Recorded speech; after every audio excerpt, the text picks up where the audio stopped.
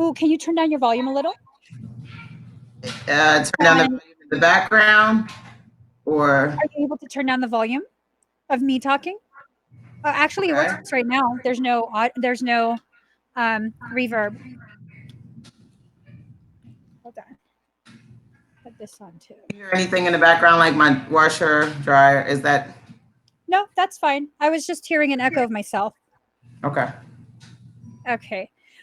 So we are talking to Tekesha FiyahFly Martinez. How's everything going? Oh, everything is going so much better. So much better. I feel much better. I feel like, as I know there's a lot of stuff going on and nationally, but I Mhm. feel like my shoulder is a burden. Burdens have been lifted during this time. So, yeah, things are going great. How about for you? Girl, I'm super sensitive to everybody. So I my know. gosh, it's frustrating. My personal life is going amazing. Um, Seeing the world implode on itself is hard. It's definitely Yeah. hard for me to see it, especially feeling hopeless and helpless, not being able to get people to understand or see what I'm seeing, and knowing it's not my job to. Gosh, that's hard. How about you? Yeah, Do you that's feel like it's your job to do any of that? so sometimes I feel like I'm used very spontaneously and like almost like, okay, so for instance, there could be a situation that I'm feeling personally triggered by. So I have to literally in that moment because I'm so sensitive to everything else and everybody else, right? Like I have to in that moment talk to myself and say, this is not happening to you. This is not happening to you, even though every alarm inside of me is going off like that is saying trauma, trauma, danger, danger, danger, danger. And what happens in that moment is I've learned, just with skills of being a mediator, I've learned how to actually pause in that moment and like tell myself this isn't happening to you, and this isn't something happening to you, this is something that God's trying to do through you. So in that case, then I'm able in that moment to take myself out and then see it differently, if that makes sense. And even though it feels personal, just keep reminding myself that it's not personal, because personally, me and my family, I'm not that we're not, affected or emotionally going through anything, but we don't, it's not happening to us. It has to do with the Right. work that I'm called to do and then the work I get paid to do. So it is a lot. It is. It is. And if you can't separate the two, if you can't get yourself to accept that it's not happening to you, gosh. It's like it'd be really close to just kind of shutting down completely. Like I don't even want to be publicly visible at this point. It's crazy to me. It's crazy that people can't see what's going on and um, how it's actually affecting our ability to heal as individuals and as communities. Just a lot of things that I do you think that people realize what they are participating in? Like when people just I move off don't. the handle. I don't. And the reason why I say that is, so I see Drew asked that I win. Hi, Drew. And I didn't. I did. So I did move on from the primaries to the general elections. However, general election day is actually November 3rd, which is the presidential election. So I don't know if that means I won or if I'm like moved on. So thank you for asking, though. Wow, I feel familiar. I wanted to put that up right when he wrote it, but then I was like, I didn't want to put you on the spot and be like, hey, people want, just like, let me just leave it alone. Ooh, here, I'm sorry, this one, I didn't answer your question, did I? I don't even remember what my question was, to be I'm sorry. honest. Sorry. Um, so Brown Eyes says, it's hard for me to separate myself from all the pain that I feel. What are your thoughts on that? Yeah, brown eyes. It is. So it's not easy. But and it is very, very difficult to separate. Like that's what we were talking about. We were talking about separating ourselves in the moment, right, of what's going on. so it is very, very difficult. The thing that I've learned is that a lot of times those things are happening to get you ready for what's later, right? Like for me right now and what's going on in my personal life and with professionally and just, politically and poetically and prophetically, like all those things happening are to get me, like, I feel like to get me sharpened up, to get me some new things, some new wisdom, some new way of thinking, a paradigm shift, better emotional intelligence, in the moment. So I tell myself that when it's happening, it doesn't take away how hard it feels, right? Like it just doesn't. It still feels like all hell is breaking loose and the weight of the world is on his shoulders, and the pain. I think that it's important to know that pain is, it's a process, and that the pain is on purpose, and kind of giving birth, like there's this pain and then something happens afterwards, and you kind of don't forget about the pain, but know there was pain, and then you move on to another thing. I don't know if I made that make sense, but I don't want to minimize the way that it feels, or make it seem like it's easy, especially with where I live and all the things that I do and what's happening spiritually and racially on a national level. It's not easy. However, if I tell myself that it is, it gets easier. Did that make sense? Absolutely. Like I 100% agree with you. You know, as well as I know, that I go through like really intense, very, very intense periods of learning. And those periods of learning often involve so much pain that it just breaks me and crumples me up and leaves me like naked on the floor. And it doesn't take away the pain, like you said, but it helps when you understand that the pain is for purpose and that you're being remolded into something else. It's like all the parts of you are being broken down so that there's new pieces to create a new you. And it's worth it in the end. But as you're going through it, it's so painful, so confusing. And if you can just keep your mind focused on the very real fact, this is happening for you, not just to you. And at the end of this, you're stronger. You'll understand just how strong you actually are once you get through it. It helps to remind yourself. It doesn't take away the pain, like you said, but it really helps. It minimizes the victim feeling that you have when you don't have that conversation with yourself. And when you're feeling like a victim, you don't have the opportunity to be victorious, right? Like if you're feeling like the victim in the moment, and even though you're absolutely the victim, but in order to, what I've learned, and because it's been very intense too, in the last 5 years, what I've learned is that if I activate my faith in the moment, that I'm already victorious. It's almost like it's like tricking everything, like my physical, to be able to agree with what I know. And what I know is I didn't sow for this. This isn't mine. I'm not being persecuted, or I'm not being attacked or anything like that personally for me, but it has to do with the light that is in me. So if that's the case, then once I get through this, then I'll be able to use the tools and the things that I learned in it for the next level. It's interesting because when we get through something, we rarely look back and be like, yeah, I remember, when something else is coming in, right? Like you just get through something, everything's all good, hey, it's all good, and then something else comes, right? And then you're like, oh my goodness, like something's always happening to me. But we don't look back at what we used to get through the last thing, because it's a new experience to carry you through for the next thing. But whenever I sit and just reflect on everything, it's like, wow, like everything that's happened to build me up, and I got stronger. It never feels like it. Right. Feel like it at the time. And what's important is it doesn't feel like it at the time, but never does it ever not strengthen you. Ever. Yes.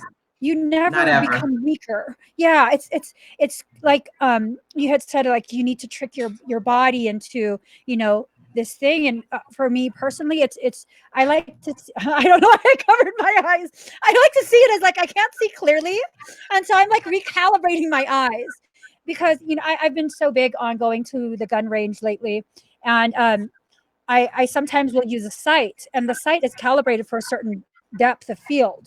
So if I'm going to shoot at a target that's closer, it's not lined up right. I'm not going to hit the mark that I'm aiming for. But if I take a moment to really take a pause and be like, something's not right, it's not calibrated right, I need to recalibrate the sight, then I can get everything dialed in just right and really with precision get through that event. Eventually you break through that barrier. And it's about breaking through the barriers that either society, your familial background, all of these different programs that are run through us as we're born and grow.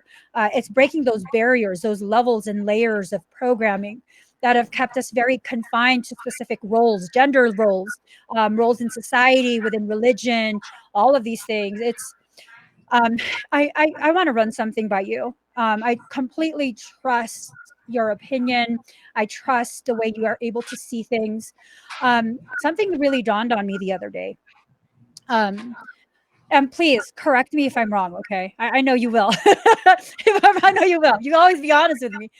I feel like racism is not the problem. I feel like racism is a symptom of the problem. And the problem is the mentality that we've been programmed with to perpetuate separation, to perpetuate very skewed perception, limitations, again, playing the role of whatever we're meant to play. Like for me personally, I'm supposed to play the role of submissive Asian. I never be submissive ever. I will never play that role. And it's just, to me, I don't, people keep focusing on the symptom instead of really focusing on the problem. We're still allowing people to tell us what to think and what to feel. What's your thoughts on that? It's interesting because so so I don't necessarily, so I agree. I agree. Let me start there. I agree that racism is a symptom. I don't believe that what we're going through, and I think we talked about it before, that I don't think that it's a racial war. I think that it's spiritual. I believe that. So if I take my life moment by moments where I felt like I was mistreated or whatever because I'm a Black woman, right? If I take those moments and I sit and I pick them apart, what I've realized is that it's usually, actually, probably more than 75% of the time, not because I'm black or because I'm a woman. That 75% of the time is because it is a piece of truth that doesn't want to be received. And that I Mm.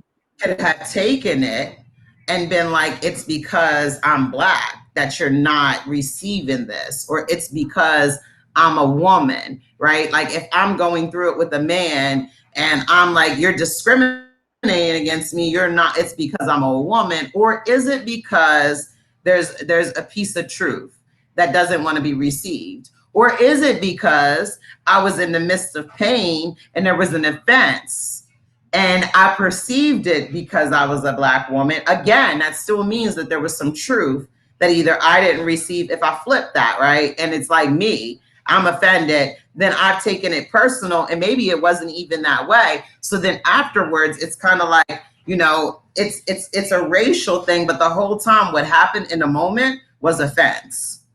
That's what happened Right. in the moment, period. And then, but I'm not saying, because I do live in a conservative area. I am, right outside of Antietam Battlefield and not far away from Gettysburg. Gettysburg is 20 minutes or 30 minutes away from me. Actually right outside of town, Hagerstown in Sharpsburg, less than a mile away from the prisons that I frequent to do work, is still the actual slave block that they held cells, because this used to be the hub of slavery, right? So because this area was the hub of slavery, there's literally a slave block still in the square of this location that is less than 3 miles from my house. And it has a thing on it that says, this is like where we sold slaves. And this is, so they still have like a flag planted there. Now I say that to say, I am here, and there is a lot of things racially that have happened systematically, right? But that's systematically. That's principalities. That's spiritual wickedness in high places. That's people with an agenda trying to get me and you, or me and him, or me and her to not see them. You know, it's almost like we're fighting and Judas keeps getting away with the money. You know. Yeah. Yeah. That Yeah.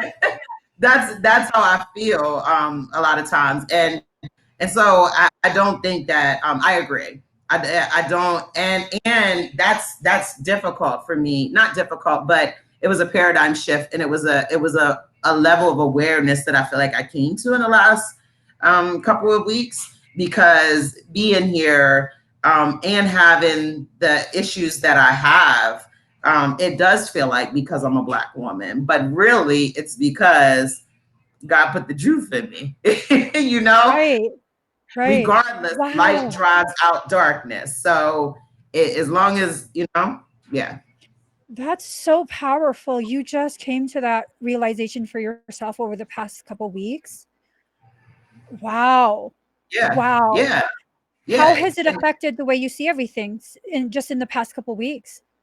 So I feel like the curtain's been snatched back, and I can see the puppet master, and I feel like because I can see the puppet master, I see the agenda that's happening. Not even just black and white, not even culturally, not racial, none of that. I just see mammon and God, money and God, and I see intent now. So it's kind of like, I don't know. I feel like my discernment is like, so now I don't I get it. I get it. And at the same time, I'm not I'm not as hurt by it. Because I don't even think people know sometimes day to day, what they're being a part of, and two, for me to sit with somebody and say, "Hey, you hurt me," that instantly puts them on defense, you know. So I've learned to just kind of write it out and let God work it out. That's amazing. That's amazing because a lot of people don't realize this. I get a lot of flack because I came to that realization a little while ago about how like this is all a game. We're all being played in a game, and it's like there's this thing that rides on the backs of certain groups for a certain period, pitting groups against groups, and then once that's played out as far as it can play out, it'll jump on another group and pit that against. And it's like we have to realize that we are all being played. It's like Yeah, a select few versus all of us. It's not really all of us fighting each other. That's what they want. That's what they want. And if we refuse to participate, um, their game plan goes away. It can't function without our participation. But at the same time, it's like there's a part of me that questions like is this realization of mine fair, because at no point do I ever want to minimize or diminish the struggle someone else has been through. You know what I mean? Like, how does that feel to have experienced something so painful and to have someone tell you, oh no, that's just spiritual awakening? To me, that's like the most offensive stuff ever. Like, you don't diminish someone else's experience. Listen to them, hear them, see how it fits into your journey so you can hopefully grow from it. But not a lot of people see that. And I don't know how to function in this world anymore. I'm going to be real honest. I don't know how to interact with people. I don't know what to do with the world, in the world. yeah, yeah. It is. It's. I have to constantly dial myself back in and center myself, and go back in within myself. And that's what I mean by sometimes being in front of someone and feeling triggered, but knowing this isn't happening to me. So at the same time, I have to have grace, and I have to be humble in those moments, because everybody doesn't. And 4 years ago, when this was happening at a different, with something else was going on, I didn't have the revelation. So, and if someone would have tried tell me that what I was experiencing or what I thought I was going through as a Black woman, I wouldn't have been able to receive it. So it's a very difficult line, and I don't even know if I want to call it a line. It's weird, and it feels sometimes unfair. But at the same time, there's like, got to remember that some people haven't gotten there, and then at the same time, I got to be not so quick to judge whether you know better or not. You know, and that's difficult for me because I have 4 grown daughters, and I feel like women that are my age in a professional work environment should not. I feel like my daughters shouldn't be more mature than women that I'm in an office with, right? And so sometimes I have to catch myself, because to me, with my 24-year-old, my 22-year-old, my 20-year-old, 18-year-old, they would never, you know? Right. And I'm just like we just don't do that, but that's self-righteous within itself. And I could be like, all the trauma that we've been through and we don't, but I just got here. I just arrived at this revelation myself, so it's constant. It's like a constant, I don't even know how to explain it sometimes. Do you realize how powerful it is that you have just arrived at this destination and you have enough spiritual development and spiritual awareness that you understand, I just arrived. I can't turn around and be like, all of you are wrong. All of you are slow. All of Hurry you are, up! right? It's hard.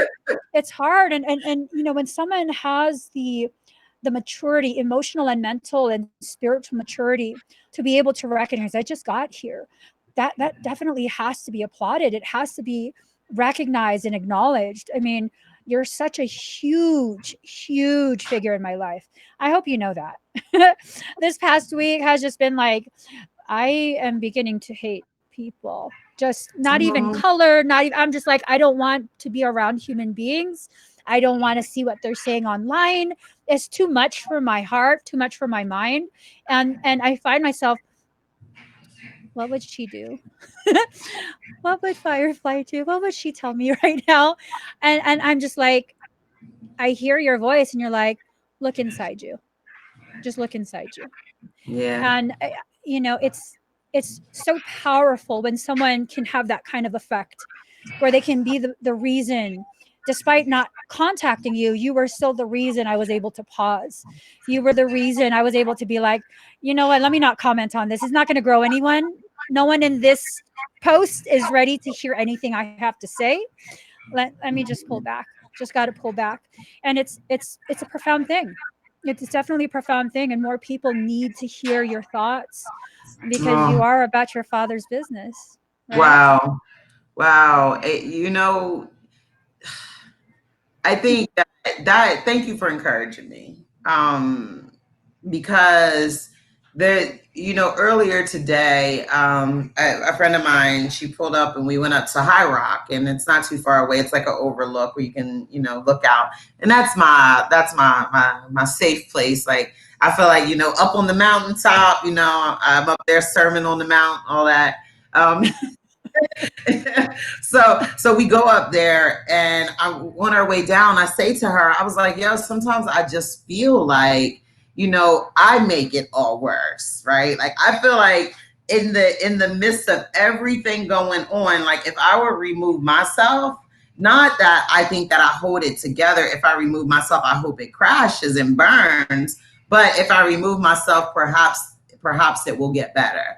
Like, and I felt like that coming. And I felt like too, I feel like too sometimes, like, if I share I don't want to talk on Facebook. Like, I don't want to do a poem. I don't want to share a part of my life. I don't want to say anything about me, because perhaps I'm making it worse. Perhaps it is me. Perhaps I'm judgmental. Perhaps I'm mean. I'm, all of those things. And I'm not beating myself up, but I'm reflecting on that today, right? Like, I'm like, is it me? Like, maybe I should go. Like, maybe I should you know, like, so that the whole place can be better. But even that within itself is still prideful, because, you know, why would I think that I have that much control? You You're know, such a like, reflection, girl. I say the same. Who the hell do I think I am? I right, have like, that kind of power. yes. Yeah. Yeah. And I have the same thoughts as you, where there's times I'm like, do I need to just remove myself from visibility? Am I part of the reason why people are fighting? Am I causing conflict within people? Am I the reason people are feeling like they aren't enough? And girl, I've come to finally understand we're always going to question that. And that's a beautiful thing. That's a place of power, because it's the people who regularly question themselves and use discernment that are always self-regulating. They're always the ones who are making sure everyone else's needs are at the forefront, not just our own, but everyone else's. And as we grow, they grow too. We all grow together. And that's a beautiful thing. That's such a place of power.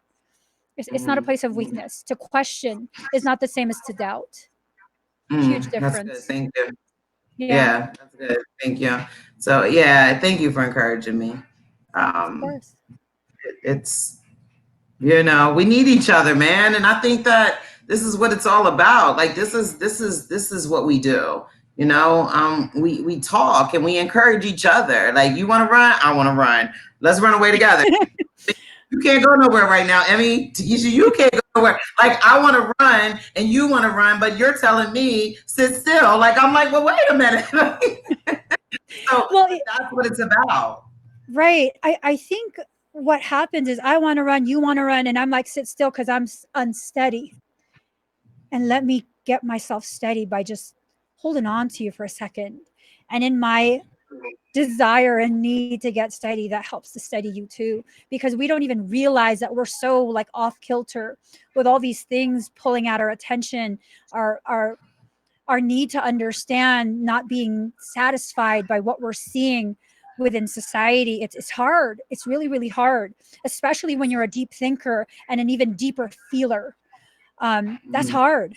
It's becoming very difficult to function, seeing how society is treating itself. And it's not even one group versus it's like this is how we are treating us. It's hard. It's really Period. hard. Yeah. Yeah. Yeah. Do you remember how we met? Yep. My sister Nina. Aha!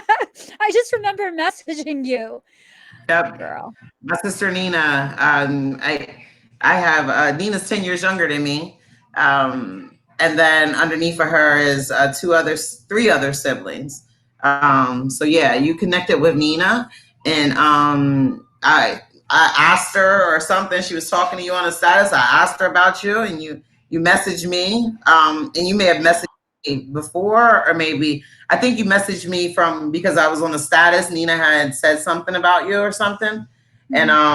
yeah. But at the time, there was like so much anxiety, and you was like you have a lot of anxiety, and like off have a lot of, and my godmother had just passed away. And so we were talking, and I don't know, from that point on. And then you were like, do you feel like you were looking for something and something? And I was like, wow, I just said that in a staff meeting. Actually, I do. I said that at work. Like, I feel like I'm looking for something. I don't know what it is. So that's kind of how, but it originally started with my sister. I couldn't remember. I couldn't remember exactly how we connected. I just know from the start, you've always been such a safe space, because I don't just message people. You know, I just don't. A lot of people message me. I'm like, I'm not opening that. I don't know what's in that message. You know, unless I really know you, I'm not opening nothing, like at all. Oh, ooh, girl. What's Question so for you. funny? Mhm. Do I Oh have wait, a what is? channel? Yeah. Oh, I do not. But it's interesting that you asked that. I need to do more. However, it's better when it's me and Emmy, because I feel like I'm talking to someone versus like just talking.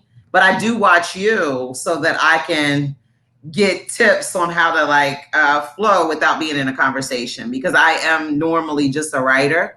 unless I'm called to speak or do poetry or whatever. But other than that, I'm more comfortable writing. But in a conversation with you, I'm okay here. But doing like lives and stuff like that by myself, where I get on there, on Facebook, there's some lives. I go live every now and then, do a poem, that kind of stuff, but not to go this deep. But I do need to. Yeah, Michael over here is telling me to encourage you to go live and to kind of soothe some of that anxiety or fear you might feel. All the comments are shards of me. These are conversations you're having with reflections of me and other people. That's That's good. deep. That Yeah. is. That's good. That's good. That is really, really, really Ooh, good. I'm looking for something. I just don't know what it is. Yeah. Man. Oftentimes, when we get that feeling, our soul is asking us to find truth. That's what you're looking for. That's what you're looking for. I think at the time that I asked you that, you were ready for a truth that your environment wasn't able or willing to give.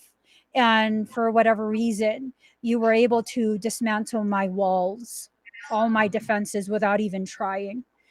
And I was able to give you whatever it was your soul was asking of mine. And Mhm. it's not this thing of like, I'm above you or I'm your teacher. It's like we are mirrors of each other. The things that Mm. you experience, I experience too, slightly different details.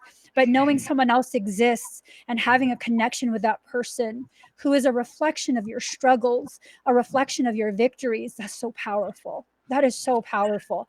Girl, do you realize how many people are waiting for you to speak? Ah, If more. we're mirrors, you know what I'm saying? If we're More. mirrors and my job is to be heard, that's it, just to share my thoughts and my journey. And we are mirrors, and that's your job too. Yeah. Yeah. To be a mirror. Pisces, I feel like you're looking for something. I want to just touch a little bit on that as well. Like, it is truth. But however, at the time, what I was looking for on the outside of me, it wasn't time. But what was on the inside of me, it was time. And that work that I had to do was about things on the inside. So there was layers and layers and layers of trauma.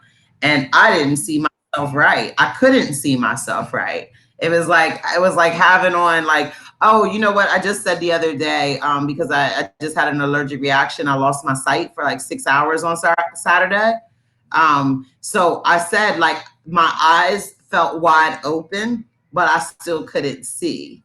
And that's Mm, that's how I felt looking for something that many years ago. Was like, I knew that my eyes were open in the pictures that I was taking, but because they were as big as golf balls, I couldn't see. So 6 years ago, it was the same. Like, my eyes were open, but I couldn't see because there was so much like swelling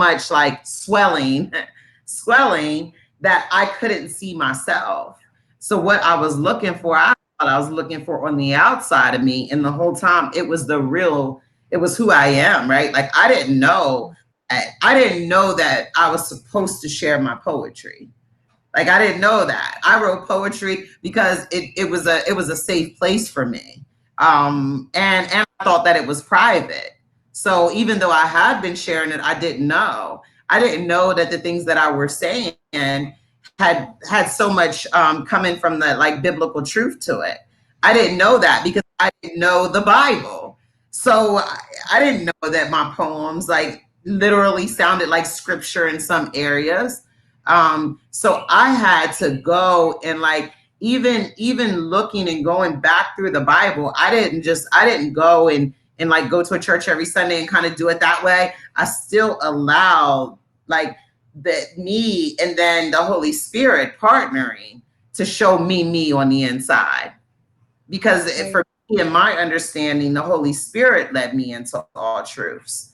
And so because of that, once I started to learn about me in layers, like the swelling started going down and I was able to see, It was like, oh, it ain't because I'm a Black woman. It's not because I'm a woman. It's not because I don't have any money. It's not because I was homeless. It wasn't because I had kids and 5 kids and 4 baby fathers. That's not what it is. It's because I wasn't seeing myself right. So Pisces, what you're looking for is you. Yes. Your reflection of yourself in other people. That's what you're looking for. That's what you're drawn to other people for. They reflect Mhm. certain shards of you that you're not ready to look at yourself like directly. Um, wow, that's so deep. That is just so deep. And it's important for us to all kind of know that in the time that you and I began to interact and bond, it wasn't as like a mentor, and I wasn't even live streaming at all. Nobody No, saw any aspects of me that people see now. Nothing, none of that, right? Remember all my posts? They were all full of effery. Just the most sarcastic, ridiculous stuff. Total troll. And no one saw any of the parts of me that I now show because I was so ashamed. And excuse me, you and I ended up bonding because I think we were both hurting at the same depth for different reasons. And I think that's what brought us together. We came together as friends, as equals, and that's how we've always been, friends and reflection. equals. And yes, yes, Yeah, reflection. But even in the midst of seeing my reflection, if I couldn't see the right part of me in you, right? Like if I didn't begin to look within myself and see like, okay, is that reflection or is that projection? You know, yeah, and at the same time, what you were projecting was still reflective for me. And so I was able to see my reflection in you, even in a very, and I think it was because we were going through things that were on different sides of the United States. You yeah, know, yeah, we were going through not similar things, but very intense still yeah. things. And being able to, so it's so funny because at the time, the relationship that I was in, this is funny, I don't know if I've ever told you this, but at the time when we first started talking, I lived with someone. We were in a relationship, and he thought for sure that you were my sister playing a joke on me, like for weeks. Like, so even in that, like we'd be sitting on the couch and you would like message me and you and I would start messaging, or you'd send me a song and I'd put the headphones in and I'd turn on the song and I would talk to him about it. We had been together at the time for a little bit of time. I would talk to him about you and he's like, that's your sister messing with you. Like, did I ever tell you that? No. Oh yeah, for a while. So think about that. An outside influence could have that's so good. Could have put in fear of me, or even doubt or skepticism, anything that could have had me then start to question your authenticity Yeah. as No, I was, universe or God sent to me. For us. yeah. Um, yeah. I told someone that recently. Um, I told someone that recently about how it's very common when I begin to bond with someone and we're preparing some sort of foundation for the two of us to grow from that, not necessarily together intertwined, but the interactions triggering growth within each individual. Something absolutely tries to interfere. And typically, that interference will come in the form of another person that's connected to that individual I'm connecting with. They'll get some sort of message or feeling like she's bad, she's evil, she's plotting stuff. And I mean, you know me, like, I really ain't got time or patience to plot nothing. I'm gonna tell you up front, and if I don't tell you, I don't want to deal with it. Yeah, but people do that. People have been doing that to you and other people for a long time so that they can't get what you have in order for them to receive. Because you, Right. you you are someone that's sent to teach something and you have to be ready. There's like, what's that? I think there's a saying like, when you're ready, when the student is ready, the master will appear. And you may feel like that for me, but I feel like that for you. But isn't that the beauty of who we are? You, Yes. isn't that a beautiful thing? So what if we looked at that like with people more, that, you're sent to teach me and I'm sent to teach you. And, in order for us to be able to conquer this thing, we gotta be able to receive each other on the same level, from Right. different parts of the world and time zones. you know, Right. I mean, because that's the beautiful thing is that I have no desire to be anyone's teacher. But if you want to see me in that capacity, I mean, you're free to. For me, I'm an eternal student. Everyone that comes across my path, if I'm drawn to you, you're here to teach me something. And I want to learn. I want to learn from whatever it is you're here to teach me, whether it's something painful, something that will empower me in other ways. I'm willing and I'm able to learn. And I think people need to kind of um, take a little bit of that in, where you don't have to be the elevated position. You don't have to. Maybe some of the most powerful things you can decide for yourself is to not want to be big, to instead of like choosing to be small, allow yourself to grow at the pace that your soul sets. Allow yourself to learn the lessons your soul's asking you to learn. Allow yourself to interact with the people your soul brings to you. Because I know, I'm 100% sure my soul brings me the people that I need at the time I need them. I mean, yeah, that's absolutely true for you. You might have felt like I came at the right time for you. You came at the right time for me. Like I said, I don't know if I ever told you. At the time we found each other, I was such a broken person. Like, mm, I can't even talk about it. I can't even talk about how broken I was. Did you recognize how broken I was? no, no, because you didn't. So you didn't show that to me. What you did for me was in the midst of my brokenness and all of my stuff. Like you spoke life to me. You sent me love bombs. Like you showed, like, there was something about the way that you wrote reminded me of poetry that I've read. So you didn't. You encouraged me. Um, and I'm forever thankful and grateful for that. So I didn't know that, and now as I think about it, like, wow, how selfish that. No, no, no, girl. You have to understand, some people who are like me, the way they heal is in helping other people. That's, you healed me by allowing me to be a part of your journey. Like, I didn't see it as, okay, let me help you. It was like, damn, this is a reflection of me beating outside of me. She's my heart outside of my body. Like, wow. Holy shit, Wow. if she can get through this, then yeah. And I know you were going through some stuff. I didn't know the severity of it, but that was one of the things I remember telling myself at that time. There's no way you can check out. If she's still here, you're still here too. And it was deep. And I was feeling the same way. I'm Oh, like, girl. check out, because if she's still here, then there's hope. And that's it. If we give hope away, even in the midst of what we're going through, even when it hurts the most, go give some hope away. Empty. It's difficult because I don't leave my house if I'm not hurting. That sounds weird, right? But no, I don't, like, because I mean, to the grocery store, stuff like that. Yes. But hurt myself, or, got to be in pain to go grocery shopping. But like, I mean, like, on an assignment, on call at work, like, I have to, because if not, that's how like the healing is released. Right. So whenever I leave out, and I'll have to show you, like, there's stuff on my door that reminds me, like, okay, you're going out. Your trauma is your training.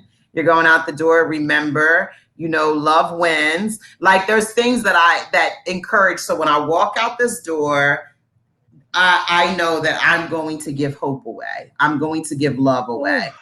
Oh, Going wow. to I am going to serve.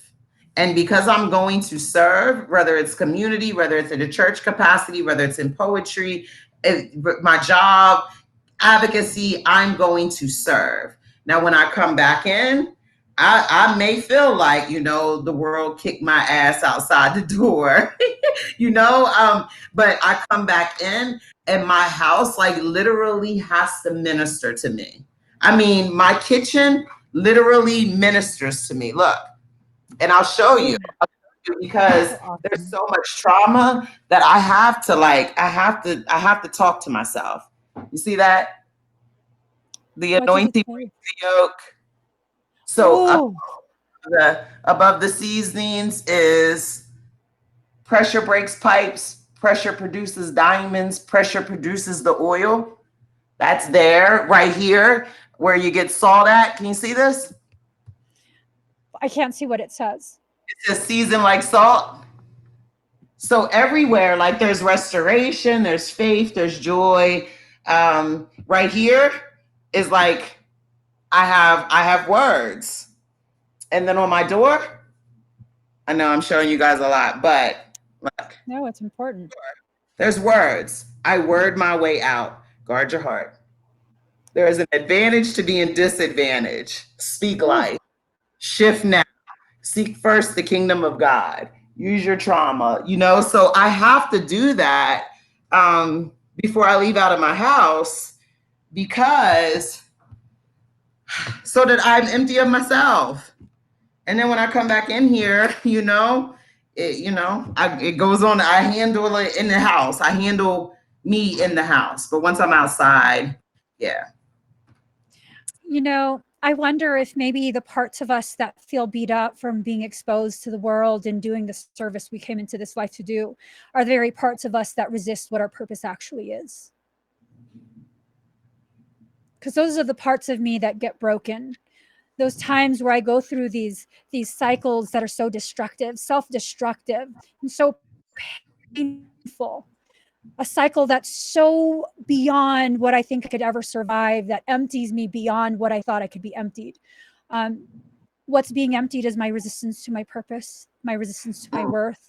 What's being broken is the resistance to all of this. It's and once I'm put back together by creation, by God, whatever you want to call it, once I'm put back together, I look back and I'm like, it didn't have to be that hard. I just made it that hard because I didn't want to listen. I didn't want to do what I was asked to do.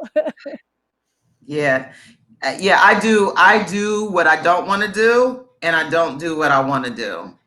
And so it's a game I play in my head. If I want to go, I'm not going. I'm just not. Like I'm just not going. But if I don't want to go, I'm going. Like I won't without pain, I got the worst cramps. Oh, I'm going then. Oh, they're attacking me, they're whatever, then I'm going. I'm going to the same place I have one shot all the time. Like so when I don't want to go, I go. If I don't want to do it, that's how I trick myself into it. One of the things that it's funny because I was listening to somebody and they were talking about blowing stuff up metaphorically, right? Like, and I feel like that. I feel like that. I feel like you might have taught me that. I don't know. Burn it. Just burn it. I feel like I've heard you say that before. I think I've messaged you a few times years ago. Can we just burn this place down? Start over fresh? Can you co-sign that with me? We'll just ask God. Burn it down, start over fresh. Bring everyone back. Cleanse them first.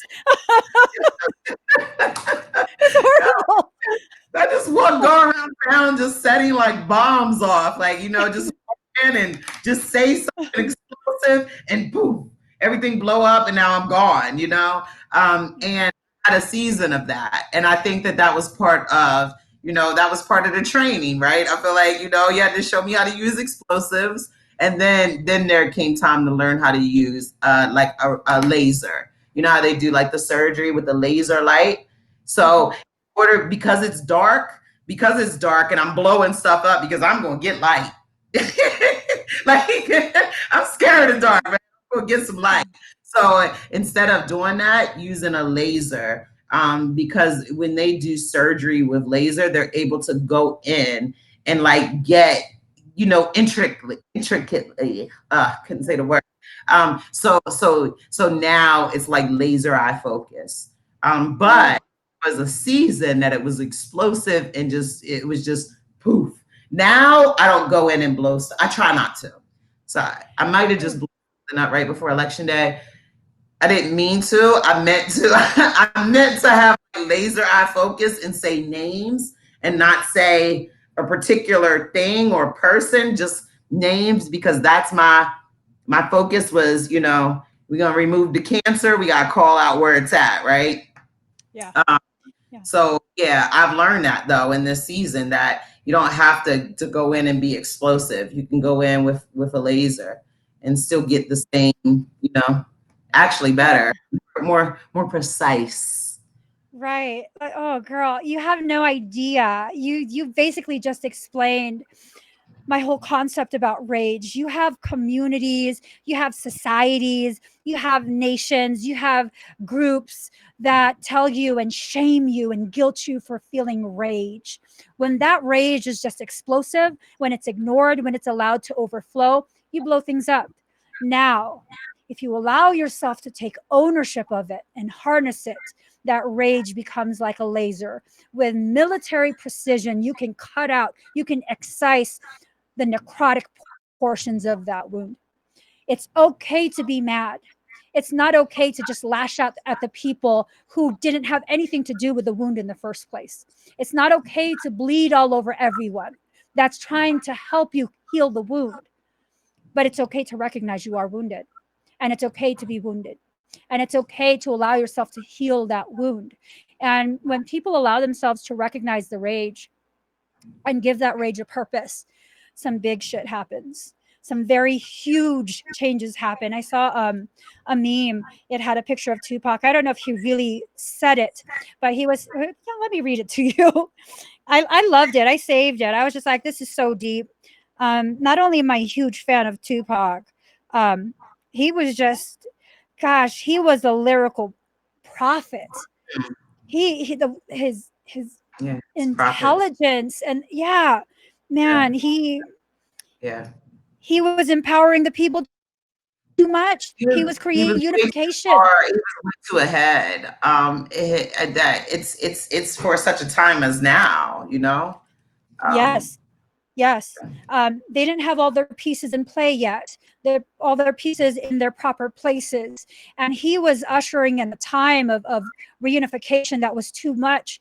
And so they had to play it like it's a turf war. It's, black on black crime. No, he was murdered for a reason. He was murdered because he is a prophet of our time. So he said, it's time we stop worrying and get angry, but not angry and pick up a gun, but angry and open our minds, because yeah, sometimes anger is the key that unlocks the door of that mental cage we have agreed to stay within because we're pressured, because we're guilted, because we are taught to play specific roles within society, within families, within communities. And people like you and I are just, we're not willing to stay in a cage. yeah, Sorry, it's not going to happen. And we're here to be vocal about that. yeah. Girl, this whole You thing is know, about. one of the things I was talking with my daughter the other day, and I said, I'm so glad that I've learned the teachings of Christ, because now, like in my maturity, I can use the revelation of Christ versus it being a personal thing to me. So, for instance, I'll carry my cross when it comes to me and what's going on with me.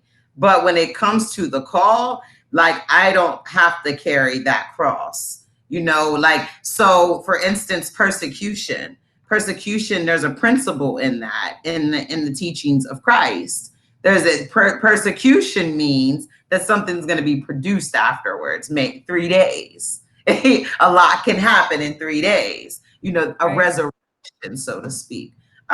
So even in how he taught, like as a leader, and how he specifically, he may have talked to 5,000, but he had three. He may have had 12 that followed him, 120 that were around him, but 12 that he took, three that were close, and one that really, really knew him. That's a principle in leadership.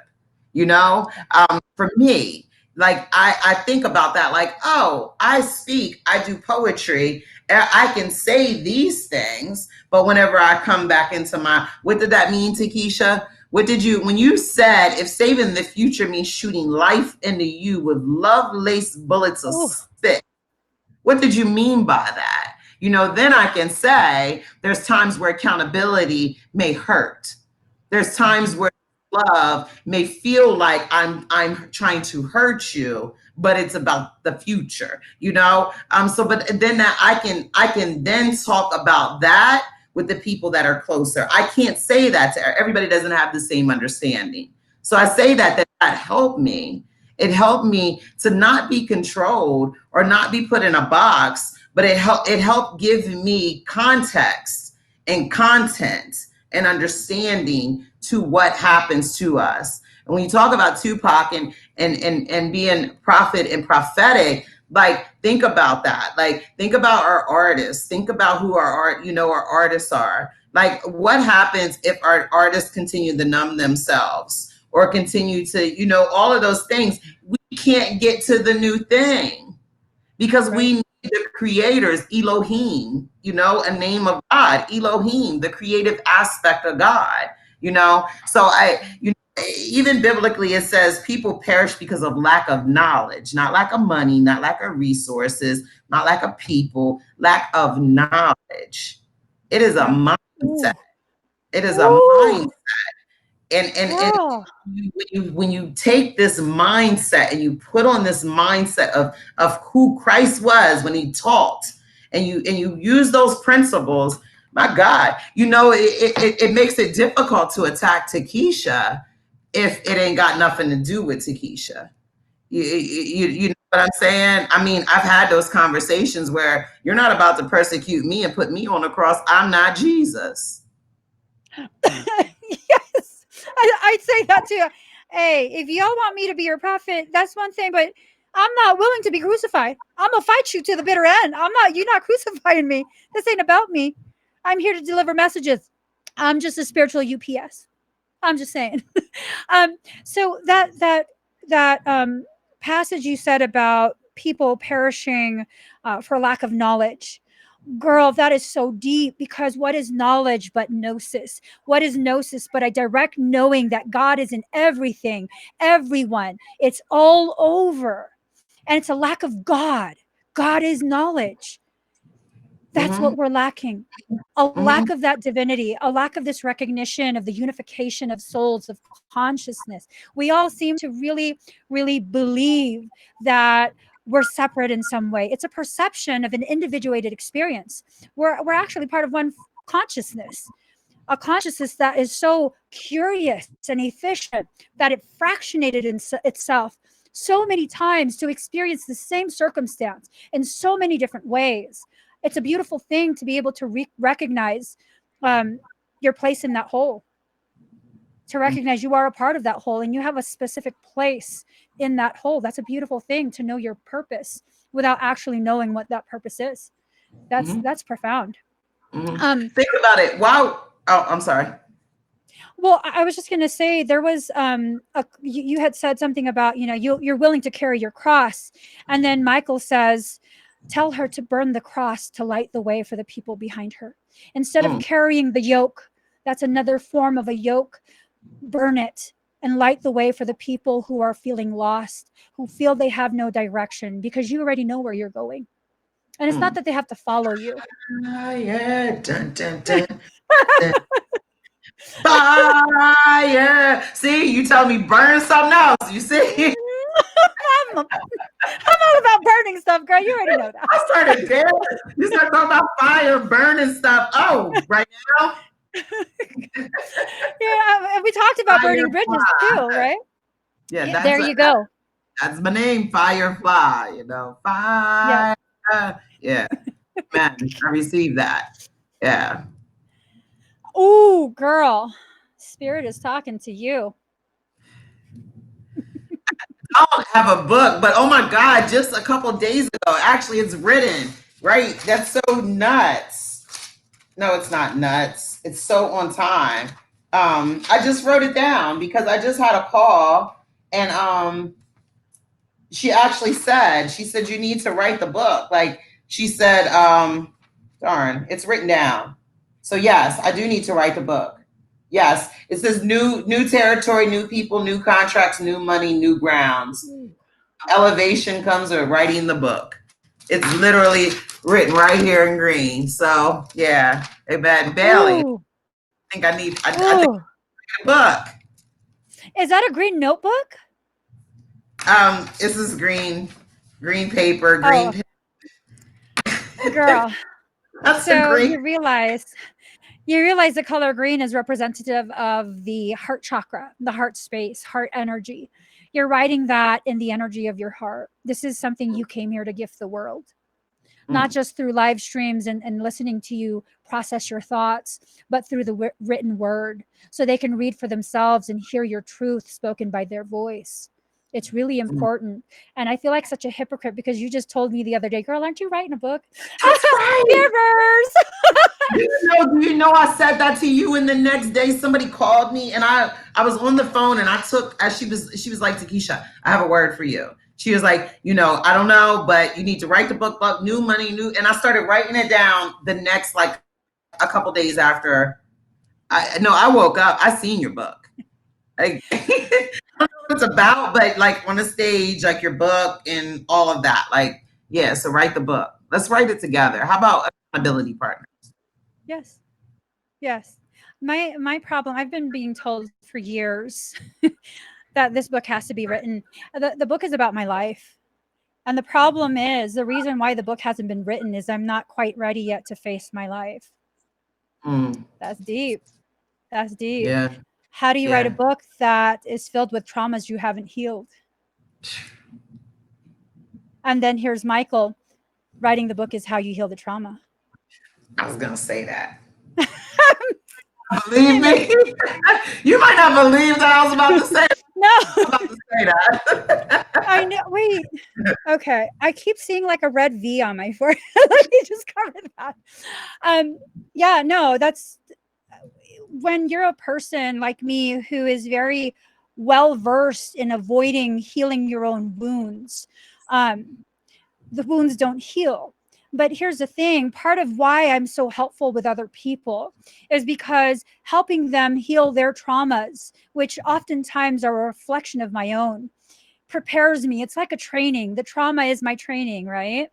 It's training me on how to address myself. I'm learning from all of you how to heal the things within myself. And one of these days, I'll still be afraid, but I'll heal it anyways. One of these days, it will happen, probably very soon. Because if we're writing a book, I'm going to have to face all that, aren't I?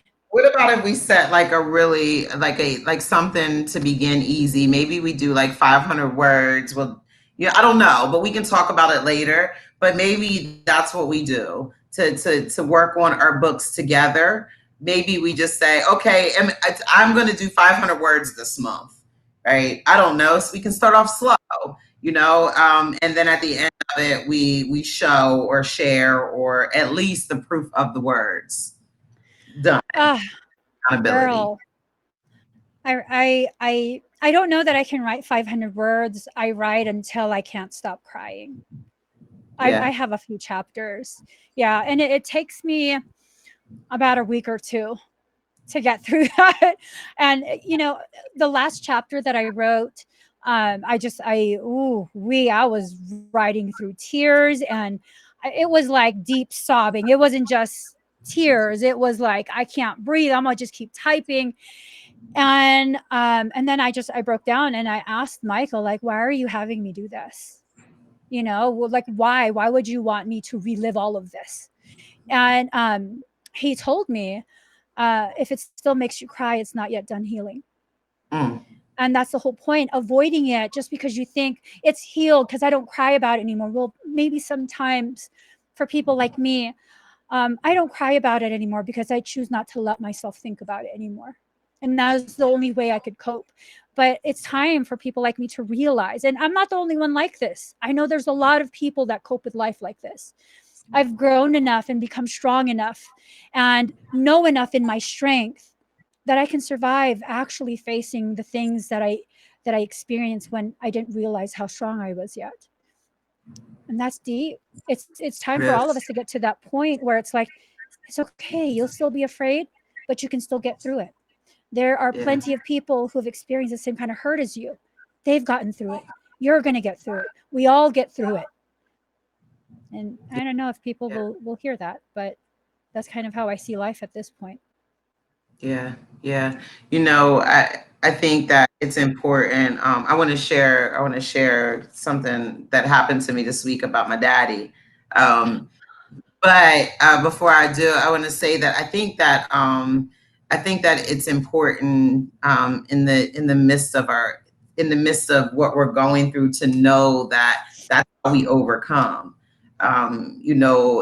We overcome by the blood of the Lamb and the word of our testimony. And Mm. again, principle, the blood, the sacrifice. For me, the sacrifice it felt like up until this point has been like, like a sacrifice for this town. Like, really, that's what you called me to do, Mm-hmm.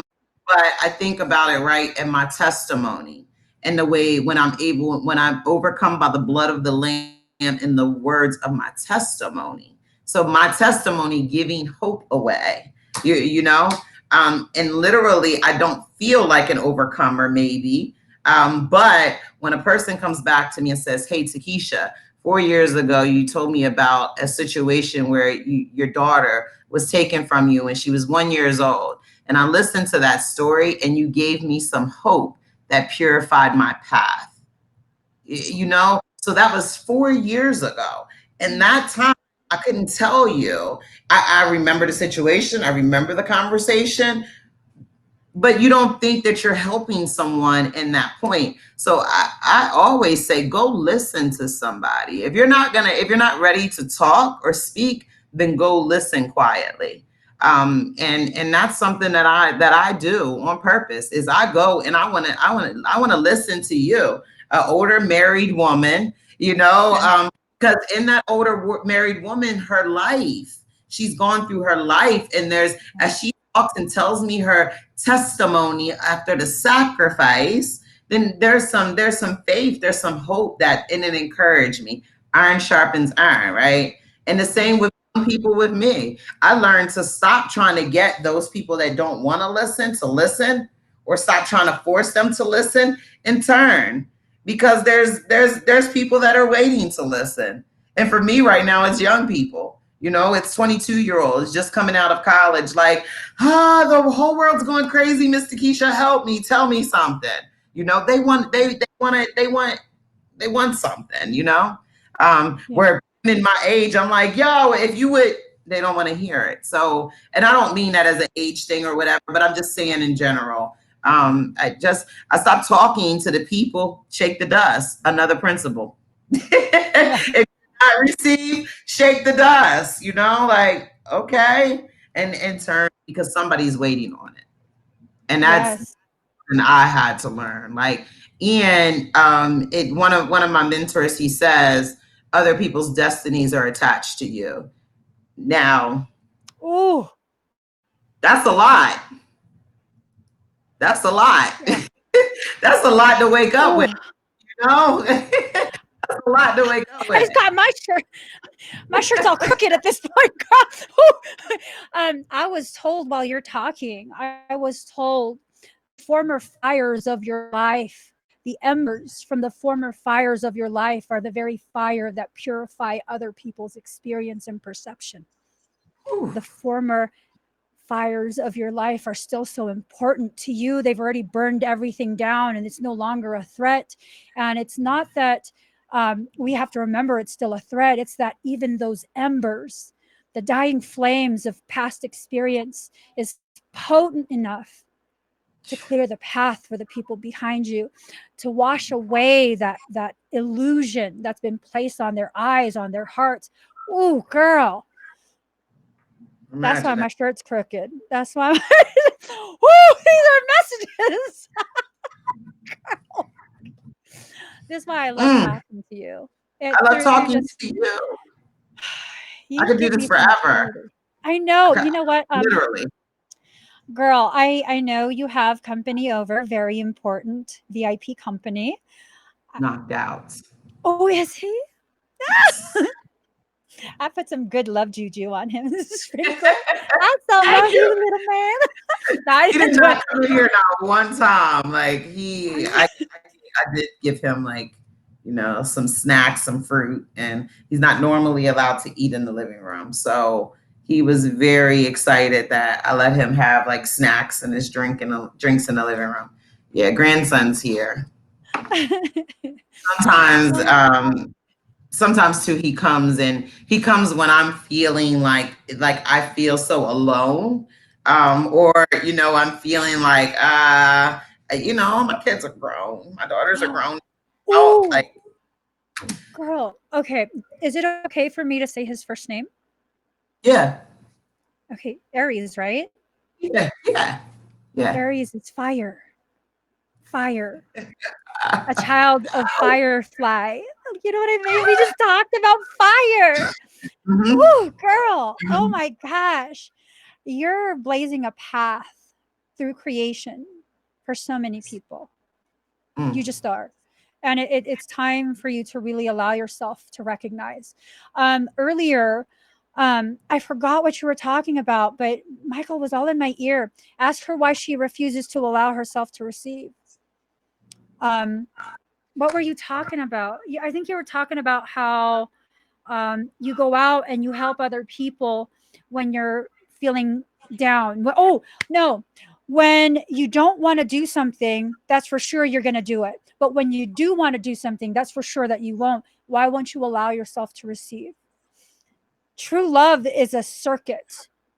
As much as you give, you have to allow yourself to receive. It's a beautiful balance. And if you don't allow yourself to receive as much as you give, it's a disrespect to the circuit and the Mm. cycle. It's a I'm still principle, learning. dude. It's a principle. Like, as you're saying that, it's like the sower that throws seed on top of seed on top of seed on top of seed on top of seed and never gets the harvest. Like, so why of course, you got a bunch of seeds, Keisha, but you just keep throwing seed on top of seed and top of, like that's literally what I heard when you said that. And I do struggle with it. And I think that, not I think, I know that it's kind of tied to what okay, so let me say this. Politician, to me, I demonized that word. Money, Mm-hmm. I demonized that. Um, Mm-hmm. the reason why I demonize those things is because I attach those things to what hurt me. People hurt me with money or not, or taking money, whatever, right? Politicians are bad people. However, so because I demonize that, and even with receiving stuff and just people giving, I have made that to be, if you're giving, you must want something. And I'm already going to give myself away. So you don't have to give me so that I feel like I have to give you more, if that makes sense. So because of that, I do. And I know that was for me, because I do struggle there. And I know that that's part of, and that's where I'm out of order at a lot of times. So I'll hear, I want to bless you. And I'll say, I don't want to be blessed. That and I don't mean like literally, but I'm like, I don't want to have to lose anything for the blessing. You see, because I've attached blessing or whatever to something bad. So yeah. So you're gonna be upset with me. I This don't is think not that's me. possible. I don't think that's This possible. creator is asking me to do this, to initiate this. Um, what's your PayPal link? Do you have PayPal? Yes. If you won't give me your PayPal, I'll give them my PayPal. And as long as you guys put Tekesha, I'm gonna give it right to her. Might as well just give it right to you, girl. What's your PayPal? um I'm looking. I'm getting it. I was gonna say, girl, I'm about to tap mine. It's like, let me tell you, I'm getting it. So it's Tekesha Martinez. It's the forward slash and then my name, the not with Okay. and the exact spelling. So So pay paypal.me slash forward slash. Tekesha Martinez. Mm-hmm. So that looks good. That's right. All right, guys. You Um, you hey, know hey, that I'm mad at you. hey, be mad at Michael. I washed my But hands of this. I get it. I'm not mad at you, but I do feel like if you would have asked me that off the thing, then we probably would have had a few words. I might have said you. I feel like the people who oftentimes need to receive the most are the very people who struggle so badly to allow themselves to receive it. And it's not for a lack of people wanting to give.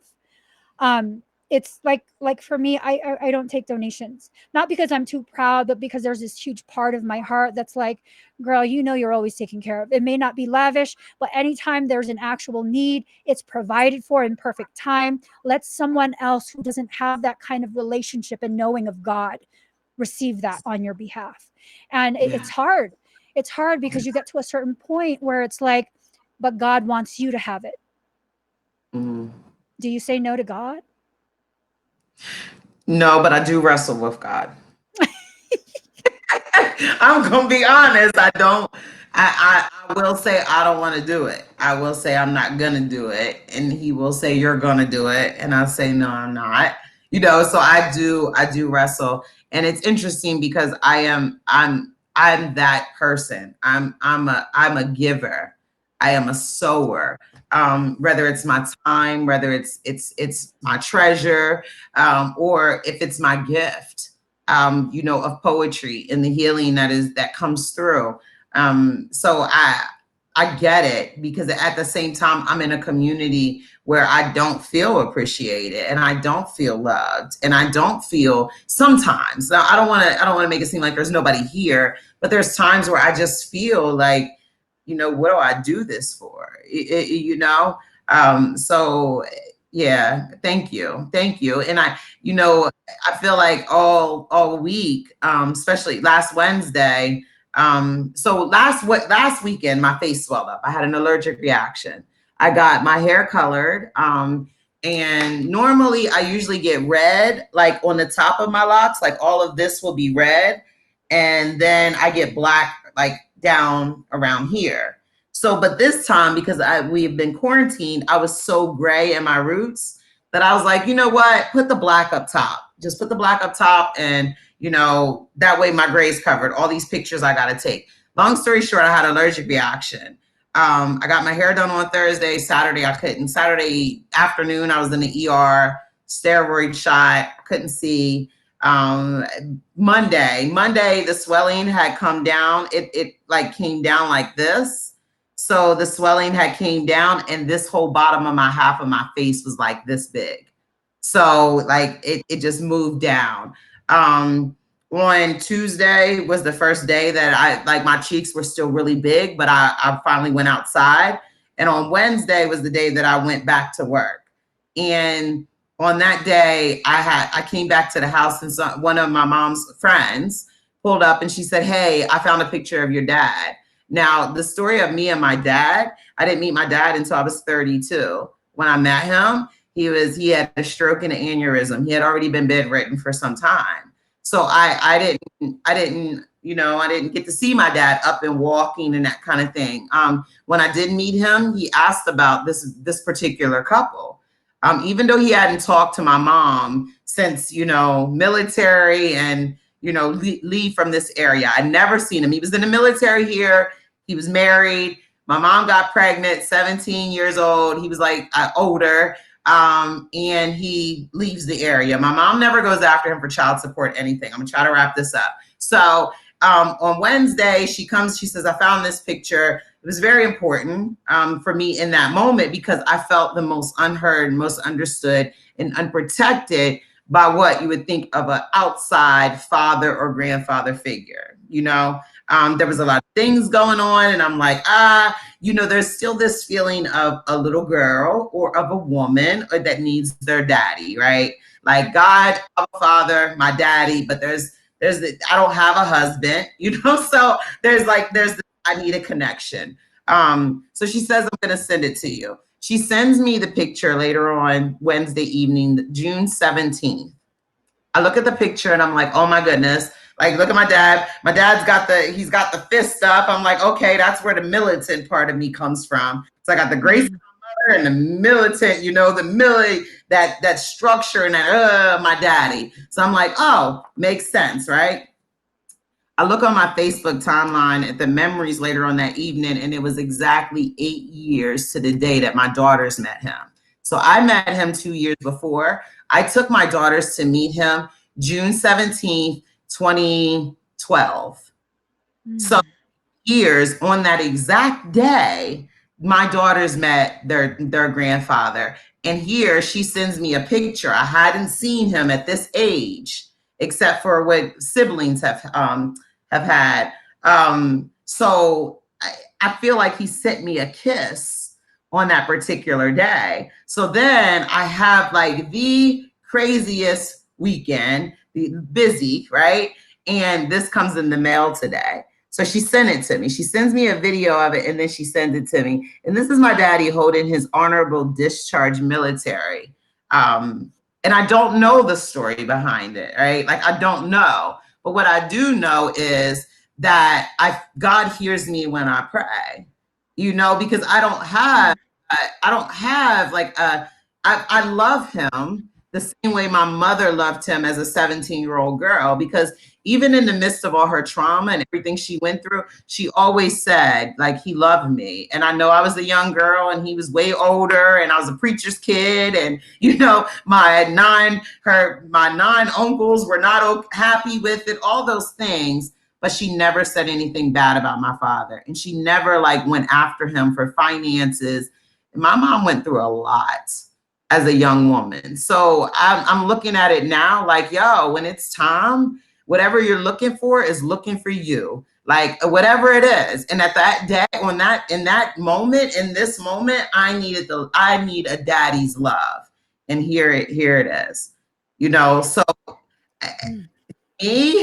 I've been walking this thing out, and as much as it hurts, it doesn't stop God from sending something to show me to keep walking it out. So keep walking it out. And Lisa, thank you so much.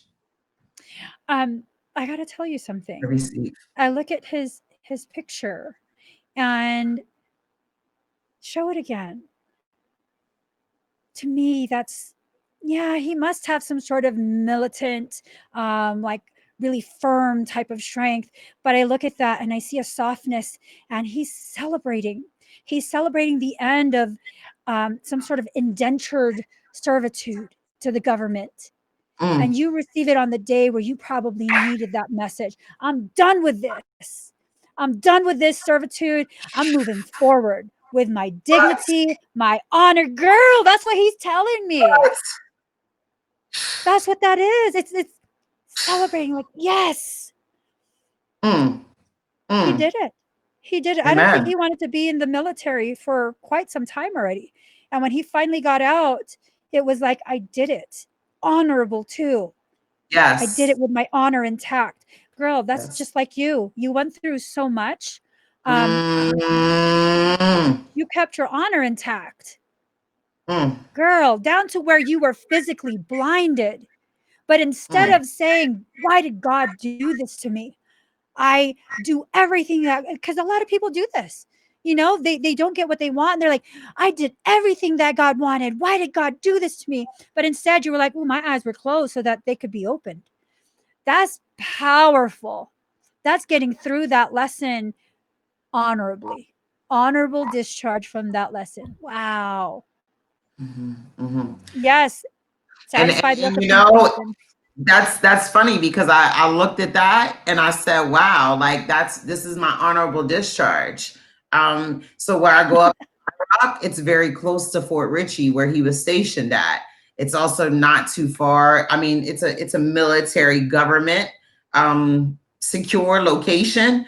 You know, so but I've gone up there a couple of weeks ago, and me and my friend, first of all, we walked through the cemetery. I have this thing with cemeteries. So I don't go in the cemetery and I don't know. I have this thing like, and it's so random, and it could be, but I don't know. But when it hits, I gotta go in the cemetery. And that was I was like, yo, you gotta go with me. We went to the cemetery that was on the outskirts, right at the bottom of the mountain where Fort Ritchie is, where this army base. It's no longer open, but right at the bottom of there, there's this cemetery, very small, quaint, whatever. So we get out the car, and also I want to say in this area is not where traditionally where you feel comfortable as a Black woman. You know, it's a lot Ooh. of flags in this area of town where this is, where this the military base, all of that. So we get out the car and we're walking through, and I'm looking at the different tombstones, and I'm looking at the dates, and we're looking at 1800s. You know, and I don't know why I'm there. All I know is that there's something in this cemetery that's for me. So I just start speaking life in the midst of dead things. And it seems weird as I'm saying it right now, but for whatever reason, I don't know. I can't even explain it. Maybe you can help me. I was hoping you wouldn't ask me. So, as soon as you said, when it hit, you needed to go to the cemetery, I hear because she needed to speak with her ancestors. Her Mm, ancestors needed to ground her into this life, this experience. mm, And it's your ancestors not from this life. mm. You say that it's a place where a woman of color would not feel comfortable. um, you weren't always a woman of color. And I wonder if maybe in this life you needed to experience that. The life that you live You right think now, which, uh you think in my previous life I was a white woman or a white man? No, I'm I think just you've been both. No, I think you've been both. I'm going to be serious. In previous lives, I've been both a black woman and a black man, living on yeah. plantations. Yeah, no, it's crazy. We need to experience the polar opposite of lives in order to get a Mhm. really good understanding, like the clarity. Yeah, girl, I don't. I think you've been tied to that land for a very long time, many lives. Yeah, yeah. And it's interesting because I don't know if you remember, but there was a time where I didn't really know that my grandfather did the exact same thing. And I mean, this was, I don't remember how many years ago, but I walked in, I had said out loud, like, if I'm losing my mind, and if I'm not losing my mind, you need to send me a direct sign. Look at that bars. That's poetry. See, I be doing poems I don't even be meaning to. But but I said that like out loud. And the Mhm. next day, I walked into a place to go see somebody, and we call her Ma Ruby. She works in a rental office. So I go see Ma Ruby, because usually you get prayer, you get encouraged when you go get good old healing hugs from Ma Ruby. And she starts to talk to me about a man who used to do poems 40 years ago. Do you remember we had this conversation? Yeah. Yeah, I remember. Yeah, and it's so crazy because she's talking to me about this man that used to do poems. She's telling me how proud she is of me. And then she was like, "Oh, I think he used to go with Georgia Moten." And I'm like, "That's my grandmother." And then she's like, "Oh." So I pulled up a picture. Like I had just a picture of my grandfather. I didn't have a picture of him. It just one of my uncles shared it online right before then. I showed her and she was like, "That's him. That's him. He used to do a poem called The Holy Ghost is Real." And she said, when he would do that poem, "The Holy Ghost is Real," his voice would get louder each time he said it. So she called her husband and she was like, "Hey, remember that poem we used to hear over 40 years ago?" He was like, "Yeah, that was Harold Martinez. It was called The Holy Ghost is Real." The next day, I asked God for a clear sign. And my grandfather did a poem called The Holy Ghost is Real 40 years before, you know? Girl, what was your grandfather's full name? Harold Martinez. Did he have a middle name? So my grandfather, okay, so I don't really know because my grandfather was what we were told was a Cuban stowaway. So there's two last names. There's Harold Newman and then there's Harold Martinez. Don't really know if the Newman was a name that he, not sure, but do know that he changed his name from Newman when coming. He was over like in West Virginia before coming to this area, Hagerstown. Do you know when he passed away? Was it before like 2000? Yeah. Yeah. Girl, 1983. I was 5 years old when my grandfather passed away. girl, your grandfather's been coming to me since like 2006. I'm not. I'm I not. know. You don't remember you told me about the Bible and you asked me about a green Bible? No, no, girl. In 2006, I was living in a condominium in a certain city, and someone kept coming to my room and yanking my foot, and I was like, "Ooh, what is that?" And I was so scared, and I would just cover my head. And then one night, instead of yanking my foot, he went to my side of the bed, and I got pulled out of my body, and we were just both kind of looking at me laying in bed, and he goes, "My name's Harold Martinez. You can call me Harold." And I was just like, oh my God, what is this? And then he invited, because we were about 2 blocks away from a cemetery, a very old cemetery. He invited all of them to my room the next night. I'm not just, it was a line out my window. I was on the second floor, a line out my window around the corner into this. I was like, oh my God, you guys are so rude. I don't want to talk to anybody. And this was a time where I was in the middle of trying to find a way to erase my gifts, to turn it off and pretend I was normal. Oh my God, it just dawned on me. Like wow. How That common that is that that name? that would actually to bring them all to, I mean, organizing and and gathering people and leading people, that's totally, that's his legacy. I was 5 years old when he passed away. But what I was saying was, you've told me before something. My grandfather. You asked me what he looked like. And I mean, this might have been 4 years ago, 5 years ago. But you asked me. You said like he was holding a little green Bible, and what did that mean to me? And that was the Bible that he gave me a Bible. But not only that, I remember at 5 years old, my grandfather used to. So he would, before we would leave the house, he would give me his Bible. I would hold his Bible. It was like in a briefcase in a bag, it felt like a satchel. I kind of carry one around. But he would give me that. I'd hold it. He'd put my coat on, and then he would anoint my head. So it's interesting, right? And then we would leave. I would give him his, and then we would leave, and we would go rather to the racetrack. At the racetrack, I felt like he was talking to people in the midst of the stalls and all that kind of stuff. But there's times where it might have been at a bar. I might have been in front of the steps of a bar, and I've watched my grandfather open up his Bible, and right there at the bar, like I'm 5, I'm sitting there, and he's got his Bible open, he's ministering. Like we would walk long ways, and people would pick us up along the way. I remember my grandfather taking me to the mental hospital to see my mom, but I remember us starting to walk. And I remember him always saying, like, I remember him saying, someone will come. And we walked, and then like he was walking to his daughter. We're talking about 15 miles to this psychiatric hospital.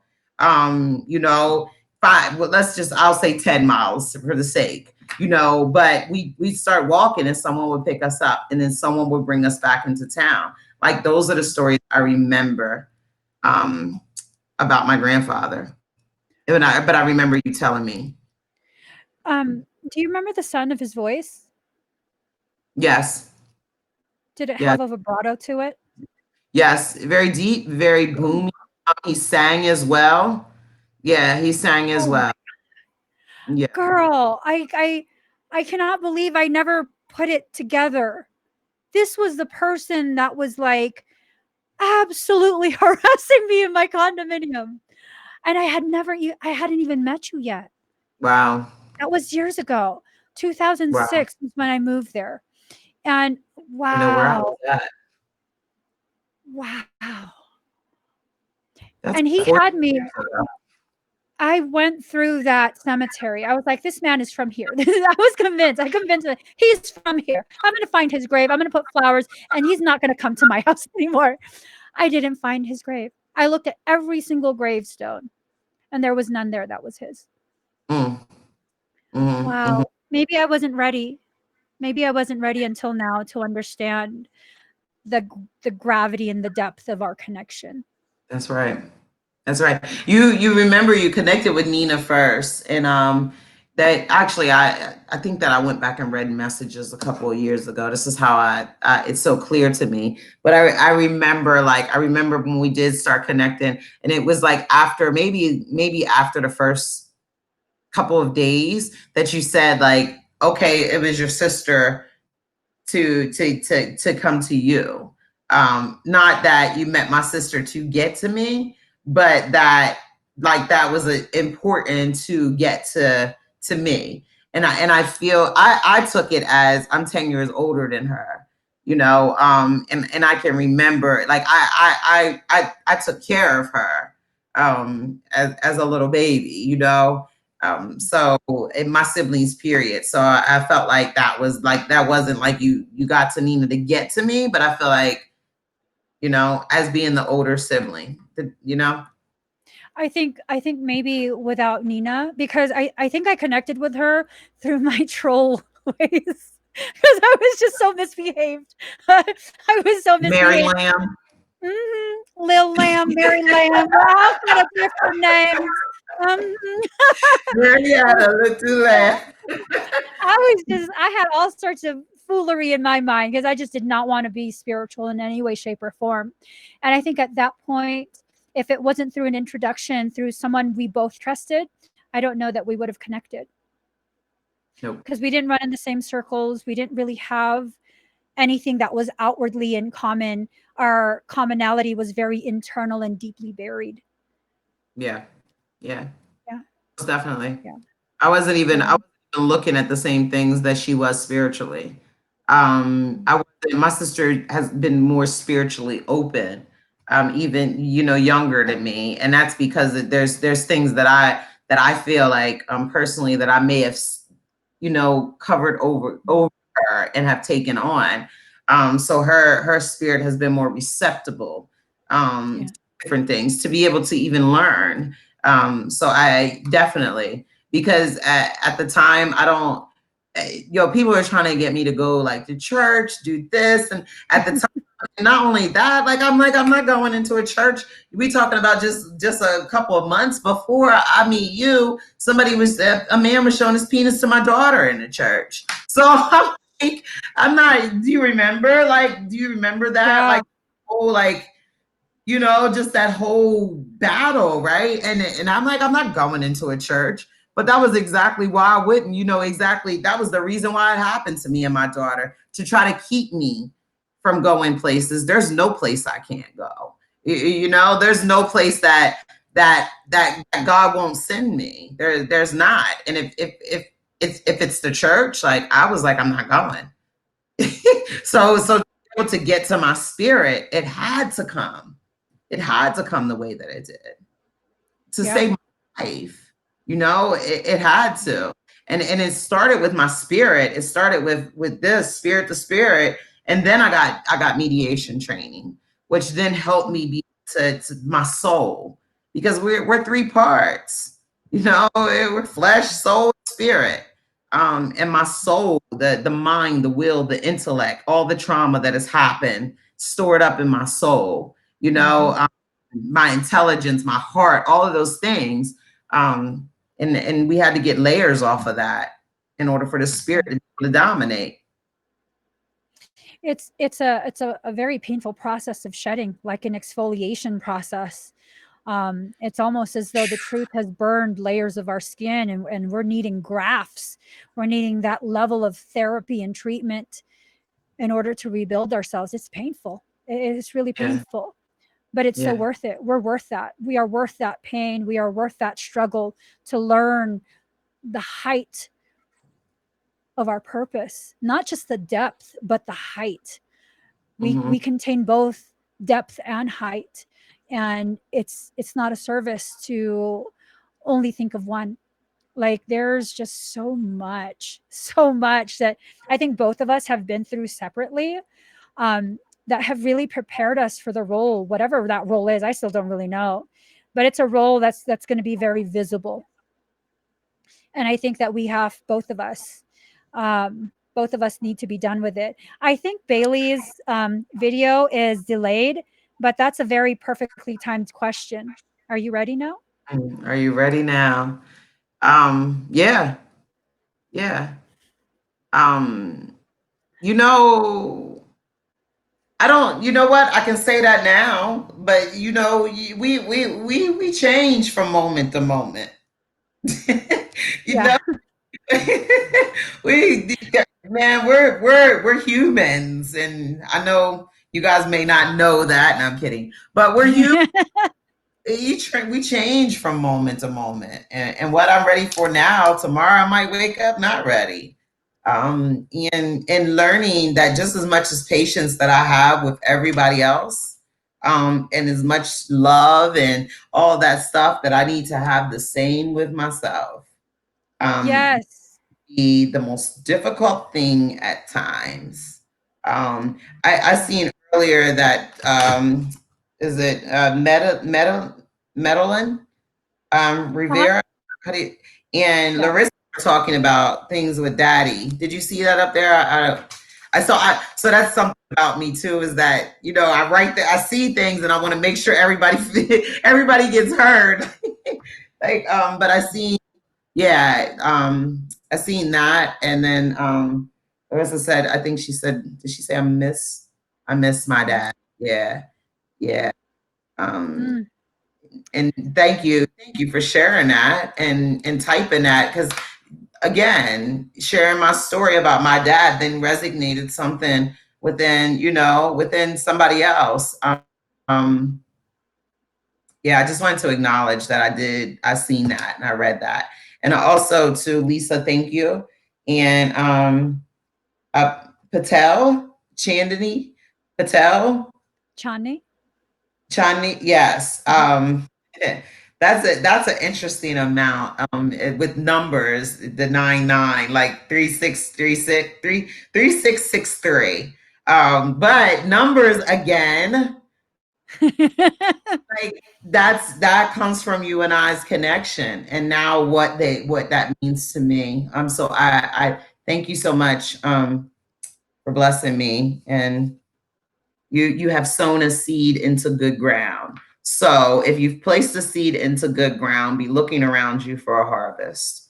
And I pray that you receive abundantly, more than what you've sown into me as a harvest. Ooh, what if the harvests are the words that overflow from your heart? Amen. Because that's abundance in the most divine form. That truly is. Yes. Mm. Wow. Got to Yeah. start your channel. I Got to start your know. Sounds like a channel. poem. Yes, I do need to. I need to. So if we're not going to be accountability partners on a book, then stay on me about a channel. I'll do both. But you're on me about a channel. Let's Um, do both. I okay. think it's time for me to have something that pushes me just far enough out of my fear zone that I finally fulfill another part of Mm. my purpose. Um, I think the thing is that once people hear, read, know um, the origins of Emmie, um, they'll get a better idea and appreciation for the person I am today, because I should not be the person I am today based on the person I was before. I really shouldn't. And it's a choice that's made. Origins of Emmy. Mhm. Is that going to be a title or a chapter beginning? I don't know. I like it. This is a nice title for a poem. How about Little Lamb? Mary had a little lamb. I spelled it just right, so they couldn't block me from that. They thought, oh, that's an Asian name. Little lamb, hey, you sent me chocolates too. Mm-hmm. Mm-hmm. Could you Yeah. taste my love in that chocolate? What? Could you Infused with the taste Holy the love? Spirit. Yes. Yes. Yes, I did. That is amazing. Can't even describe it. Can't describe it. Amazing. Oh my gosh. Well, I better let you go. I know it's probably super late there. I love you so Good night. much, and I'm so grateful that not only are you a part of my journey, that you're now willing to allow yourself to be a part of everyone else's journey as well. That's important. Thank you for pushing me. You want to do a poem together? You're gonna when you do this poem together, when I say follow me, you're gonna say dream, chase, repeat. We'll close with Dream chase. Okay. we'll close with a Okay. poem. You guys, is that cool? Yes. Everybody else? All right. Yeah. Okay. So your part, Emmy, when I say follow me, is dream, chase, repeat. Okay. And you can say it as fast as you want, as slow as you want. Okay. Usually in this poem, I have a conductor. Like I'll have like a kid. I'll do it in a classroom. I'll have a kid doing it, and they'll do it as fast. Dream chase, dream chase. So however fast they do it is how fast the kids have to do it. So it's a really fun poem to do. But since it's just you and I, we'll do it that way. All But you can right. have fun with it. All right. Okay. Follow me. What's your part? Dream, chase, repeat. Yes. All right. Okay. All right, you ready? Don't mess up. If you mess up, they won't know you messed up, but I'll know you messed up, and then I'll mess up. So the Okay. pressure is on you to not mess up because they won't know if I mess up because I wrote it. But you won't know if I mess up because you don't have it in front of you. But if you mess up, I'll know it. Yes. And then we're both messed up. So We're don't mess both. up. So I just put it all on you. Are you ready? Okay. All right. Okay. I'm kind of nice with a pen. When I let it flow, I win me back. Looking within was hard, seeing those internal scars, but I replaced the implanted stone heart. That process was necessary for growth. Forgiving added value to my worth. I create and give birth to dreams, visions. I stay on God driven missions. Following requires submission, so I'd rather lead because I know for sure I got me. And if you with me, you can guarantee I got you too. I am of service, intentional, and on purpose. Follow me. Dream, chase, repeat.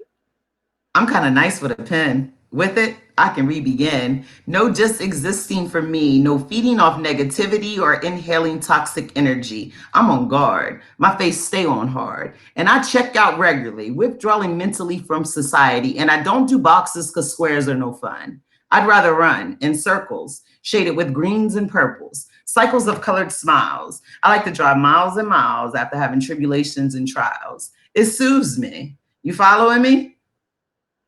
Dream, chase, repeat. Hey, follow me. Dream, chase, repeat.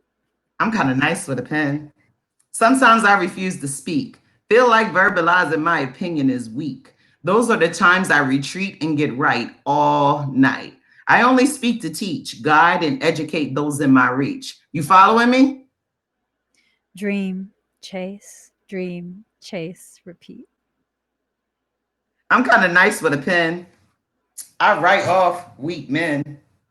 What? I said I'm kind of nice with a pen. I write off weak men. Bye bye. No diluting my fly. I got zero tolerance for relationship BS. Cause alone, I better finesse. No insecurities of a mess. I better finesse my grind. So I cry and release and write myself right back to peace. You following me?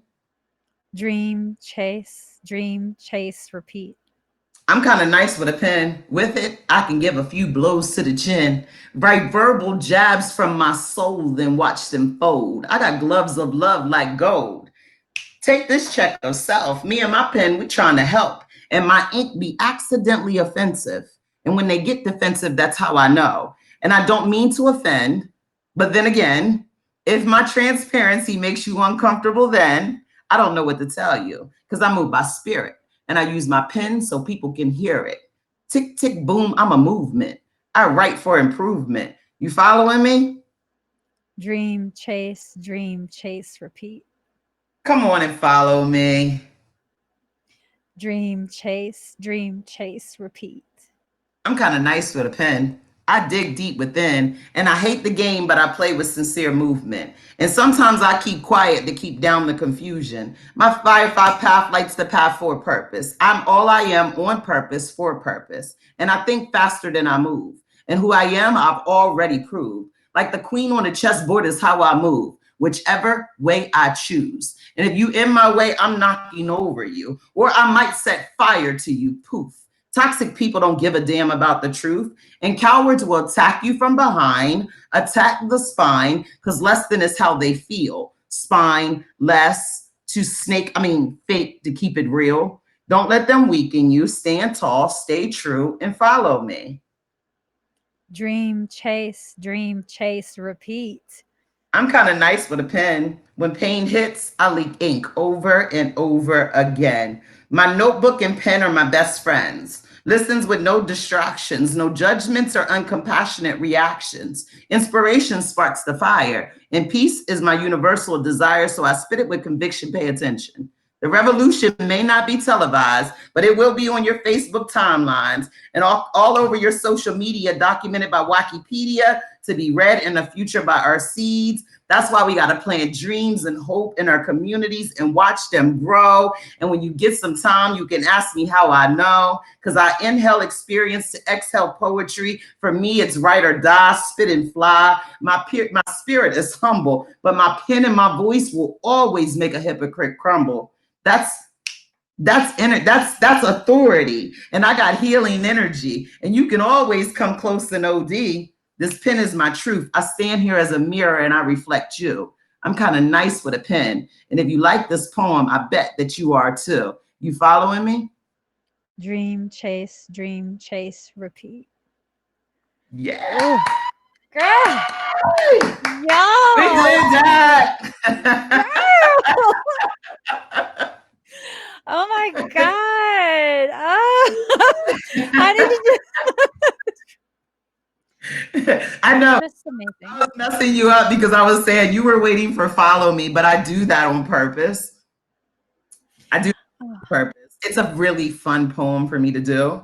And it's like so like, I get real smart with it. So I do it a lot of time with the youth and I have so much fun with it. So much fun with it. So thank you.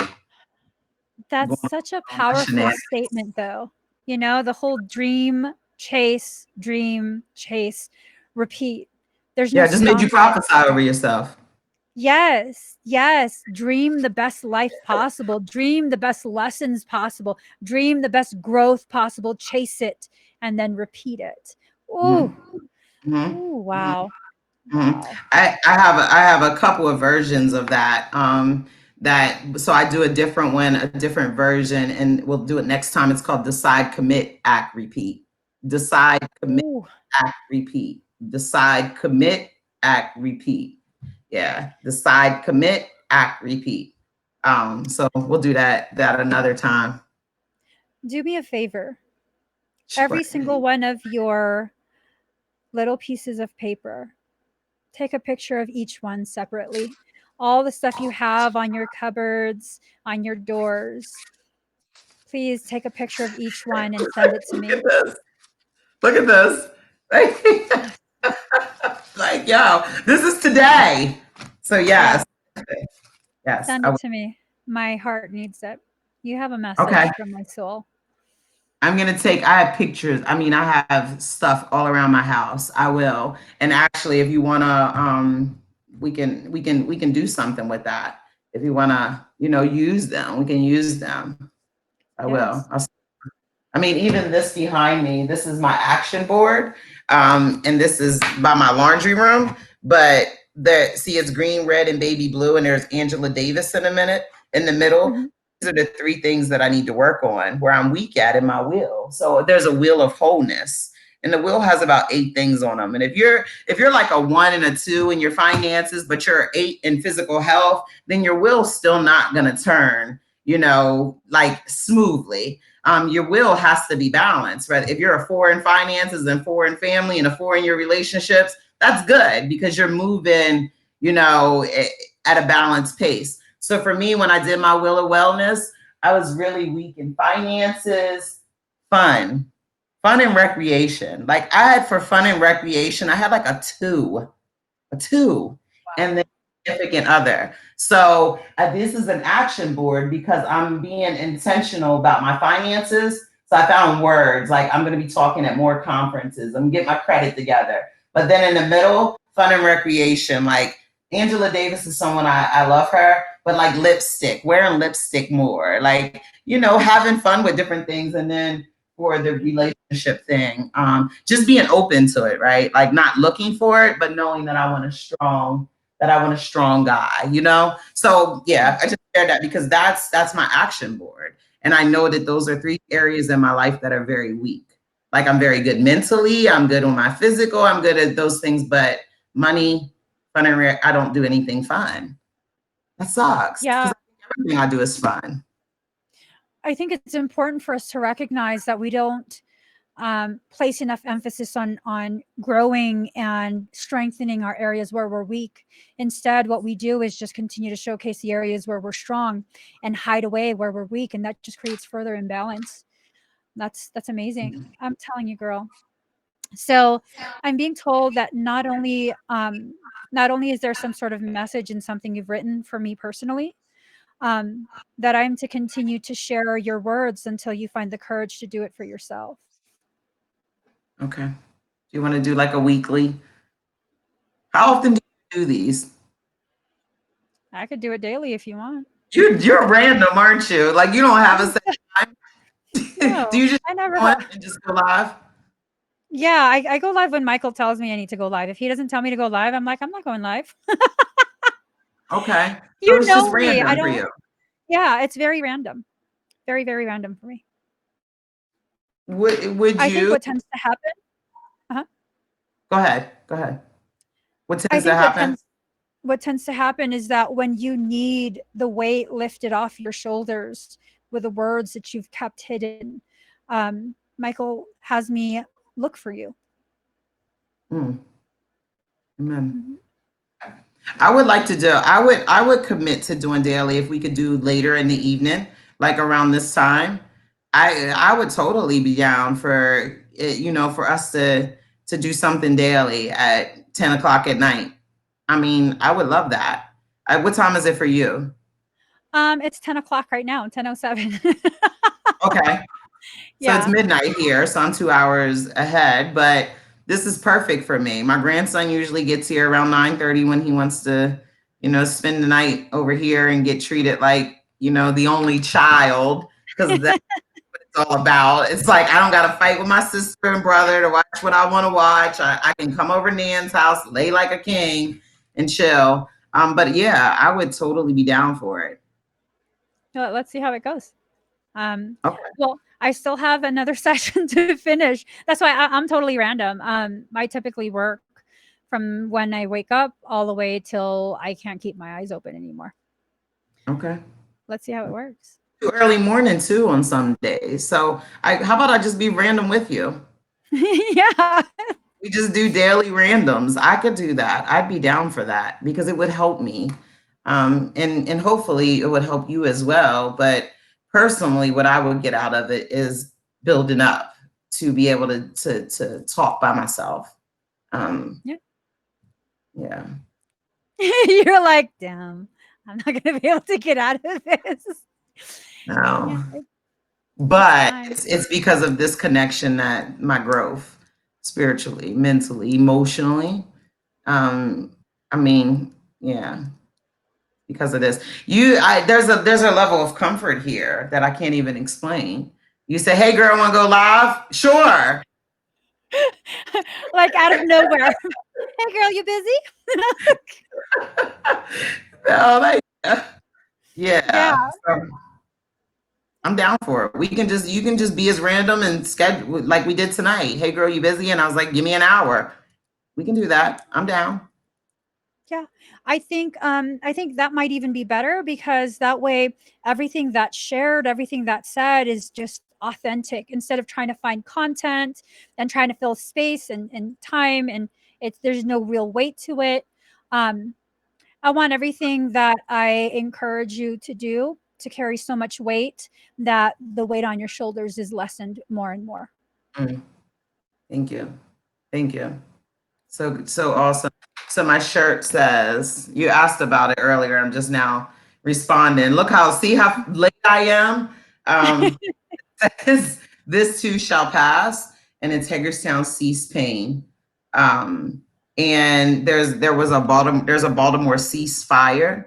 Baltimore, Maryland has had a lot of shootings over the last couple of years. So the organizers, they started Baltimore Ceasefire, and then there was a woman here that was like, we need one of those in Hagerstown. But however, we didn't feel like we had the shootings, but we had the pain. We had ODs, stabbings, youth, gang violence, all those things. So we do cease pain. So every 3 months with Baltimore Ceasefire, we call a cease pain for 72 hours. We ask the community to not inflict pain on themselves or anybody else. And some people would be like, why do you only ask them for 72 hours? Because if you can start being intentional with 72 hours to cease pain, then we can get somewhere else, So there's different things that we do throughout the Cease Pain weekend, whether it's, I go out and before quarantine, I would go give hugs on the corner on Saturday morning, like during Cease Pain. That was my way of ceasing pain. Or I would open my door. I'd like have open house. You can come have coffee with me or whatever, in an ear. So yeah, that's what this is. And actually, I want you to inbox me your address. I'm gonna send you a t-shirt. Ooh, yes. I'm gonna send you a Cease Pain t-shirt and a Vote Tekesha t-shirt. Yes. Yes. And check your inbox later because I'm going to send you something too. Just so Yeah. you know. Just see, with me saying it here, you can't later be mad at me.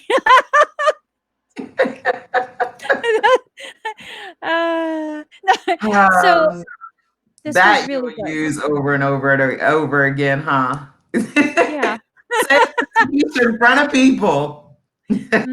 She can't kill me later. If you guys don't see me live in the next couple of days, you know she killed me. Thank you again. Thank you. I can't say thank you enough.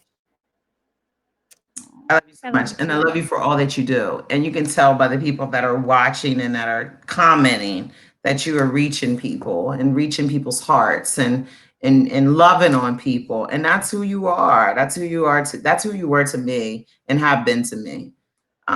So even while all hell is breaking loose, just keep dropping love bombs, baby. Other people's destinies are attached to you. Thank you.